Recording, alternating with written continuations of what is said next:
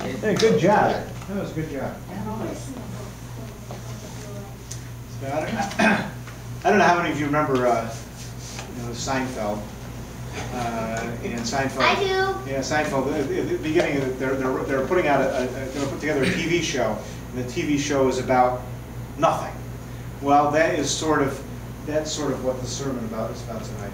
The sermon is about nothing, and we'll talk about nothing a little. We'll talk about nothing a little bit later. Today our reading was about the widow's mite. Okay, I think that's, in King James or whatever, that would be called the widow's mite. When we talk about the copper coins that are put in, they refer to that. And this is one of those sermons which pastors pull out every once in a while to talk about giving for the church and how important it is to give and things of that nature. I don't think that's what Jesus is talking about necessarily at all.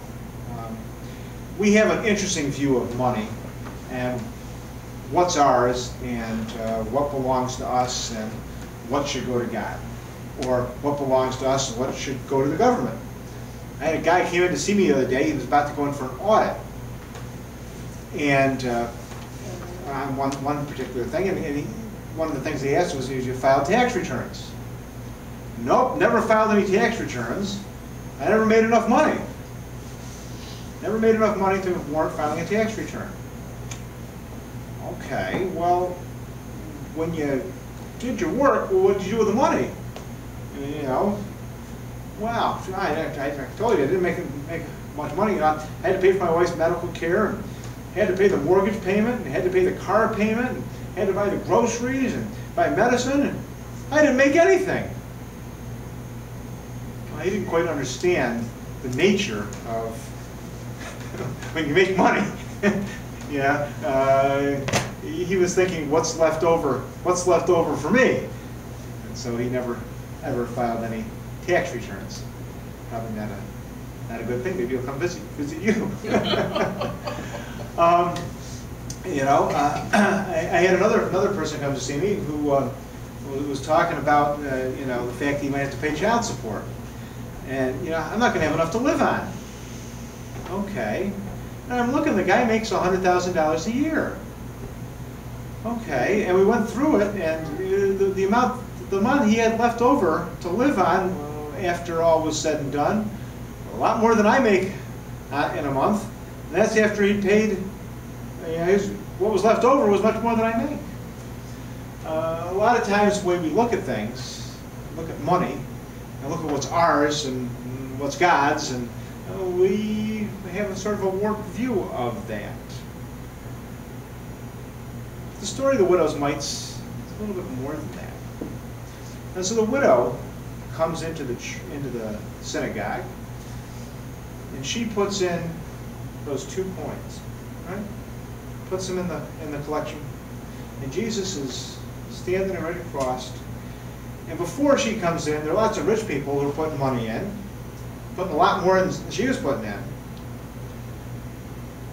Jesus says, this woman right here has given more than anybody else because she gave everything she had, while they gave out of their abundance. Now, a lot of times people will say, well, see, this is why we have proportional giving. We look to see what percentage they're giving, and she gave a high percentage of what she had, and therefore that's good. And the people who had a lot of money, they had a lot of left over, so they weren't giving as high a percentage. It's not really what it's about. She didn't just give a high percentage, right? She gave everything, right? She had 2 copper coins in her pocket, right? She had 2 copper coins, and she went in, right? There she is, there are 2 copper coins. She took those 2 copper coins. How many did she put in? Did she put in half? 50% of what she had and kept the rest to live on? No. She took everything she had to live on, and put it in the plate. Everything. 100%. We talk about giving a percentage to God. A lot of times people say, well, I tithe. We think tithing is really important. Jesus He doesn't think tithing's all that important. This lady didn't give a tithe. The rich people gave a tithe. They gave out of their abundance, they gave a tithe. She gave 100%. She gave everything. Everything she had. Wow. Who can live like that, right?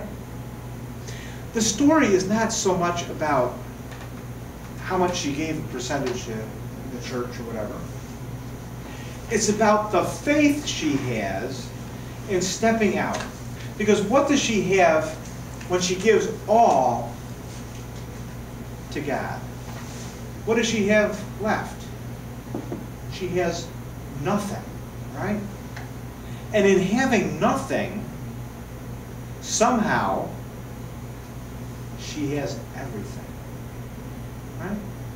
Remember the little boy that had the 5 loaves and 2 fish? Hey, Jesus, I got 5 loaves and 2 fish. I'll give them to you. What did the little boy have then? He had nothing, and yet what did he end up with? Everything, right? The women come to the tomb looking for Jesus. What's in the tomb? Nothing, right? The tomb's empty. But by having nothing, she somehow had everything. Now, this may be the part of the sermon where I take the plate and I walk around and say, now if you could put your keys in and the deeds to your house and give it to the church. Wow. What does Jesus say about the rulers of the synagogue here? Huh? He says about the rulers of the synagogue, you hypocrites, you teachers of the law, what do? They devour widows' houses, right? They like to walk around in their nice big robes. They like to be greeted in the marketplace. They like to have the best seats. They like to have the parking spot right next to the church entrance. And yet they take the money and devour widows' houses, right? And we've all seen people on television who will say, just send all your money to me and God will bless you, right? Huh. This is not about giving all the money to them, right? That's not what it's about. It's not about giving everything to the people who are devouring everything she has, right? That's what Jesus says. She's taking everything she has, putting it in the plate, and giving the money to the people walking around in robes, giving long prayers because they're so important, and they devour her house. They take everything she has. The story is about the fact that, not that she's giving so she will be blessed, not giving so she's going to get some special reward. She's giving so that she has total faith. She has nothing left and yet gets everything. Not because it's some sort of special thing. If you give 10%, you're going to get, 10 times back. That's not what it's about. The disciples remember that. They said, we want to be set at your left hand and right hand in the kingdom, right? We want to have that. He says, are you willing to give everything for me? Are you willing to have my baptism? Are you willing to take on everything I have? Are you willing to follow me to the cross? Oh, yes. Right? We're willing to give everything if we can get that. No. That's not what it's about. It is not what it's about. It is about emptying yourself and having faith in nothing, right? Having faith in the nothingness. Having trust in that. Trusting totally in God. Not just putting 50% in, putting 100% in. Not just giving it to the church so you'll get some reward. Okay? But it's giving everything to God, right? Everything to God. Giving your life to God. Everything. Well, Jesus, they ask Jesus, should you pay taxes? And he says, well, give what's Caesar's and give to God what is God's. We've all heard the story about the guy who took all his money out and had a big a sheet. He put all his money on there. Put it up in the air? They said, what are you doing? Throwing it up in the air. Whatever God wants, he'll keep. Whatever he wants for me, he'll come back down. Now, give to God what is God, and what to Caesar is what Caesar's. What's Caesar's? What's due Caesar? A lot of people say, well, that's so you're supposed to pay your taxes. No. Everything belongs to God. You're supposed to give everything in your life to God. Right? Everything. Totally. It's a hard saying, isn't it? It is a hard saying to give everything to God. To step out in faith and trust. Peter walked on the water. Remember when Jesus said, come to me, walk on the water? What was holding up, what was underneath Peter? Nothing. There was nothing under, right? He was walking on nothing. When he got afraid, he started to sink. You have to trust in the nothing. You have to trust in all the things around you are going to perish, they're going to fall away. The things which you thought were so secure can be gone like that, right? You trust in your health, right? How quickly that can change, right? You trust in your finances. How'd the stock market do yesterday? Yeah, right? Was it down 300 points yesterday? How'd it do today? Not much better, right? Don't put the news on. Yeah, don't put the news on, right? You want to trust in your finances, trust in your house, right? And that's solid. Look at my brother's been without power for 2 weeks. Yeah. Right? What do you put your trust in? All of those things can be gone quickly, right? Jesus wants you to put your trust in Him. Everything in Him. Not worrying about what you're going to eat, what you're going to wear, what you're going to save for your retirement. What's He tell you? Consider the lilies of the field, right? They don't spin, but look what Solomon gave to them. You know, Solomon was not clothed as well as them. God provides for them, right? We had in our psalm today, right? Unless the Lord builds the house, what good's the house? Unless the Lord's going to protect it, what good are the centuries, right? It is useless to work so hard for a living, getting up early and going to bed late. For the Lord provides for those He loves while they are asleep, right? While they are asleep. You know? You think, you know, if you work hard, that's what it's all about. It doesn't say you're not supposed to work hard.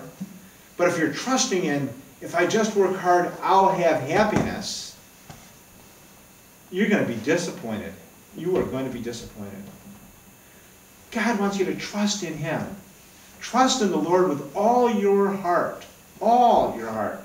Lean not on your own understanding. In all your ways acknowledge Him, and He will direct your paths. Right? God wants you to give 100% to Him. Give Him all. What is that? If you give Him all, what's that leave you? It leaves you nothing. And in having nothing, you get everything. Right? Everything. So Jesus died on the cross, gave up everything. It was a sacrifice once for all, so we could have everything. So, when you're thinking about those things in life which are getting you down and saying, boy, I wish I had money for this. I wish I could do this. I wish I had, if I only had this going on or that going on. Remember, don't worry about those things. Trust in God with everything, and you will see that God provides you more than you could ever expect. Right? Yeah. Right? And